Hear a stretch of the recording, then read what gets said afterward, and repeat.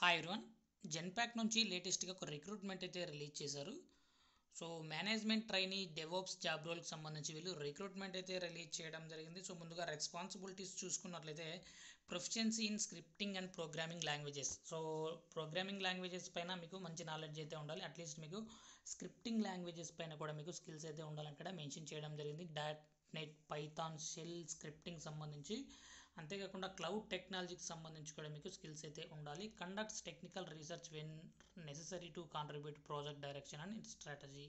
So design and development of multi account. So multi అకౌంట్కి సంబంధించి design చేయాల్సి ఉంటుంది, డెవలప్మెంట్ చేయాల్సి ఉంటుంది. మల్టీ రీజన్ కానీ highly available and highly automated cloud environment to support application development.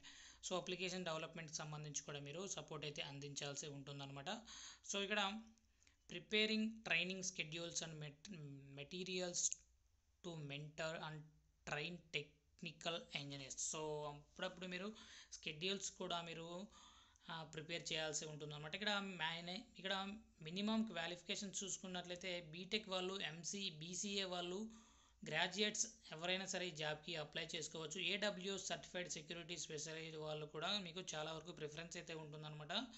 Excellent verbal and written communication skills అయితే ఉండాలి. So ఇక్కడ ఇది కంపల్సరీ డిజైర్డ్ ఎక్స్పీరియన్స్ అనమాట. Innovative and solutioning attitude. So compulsory మీరు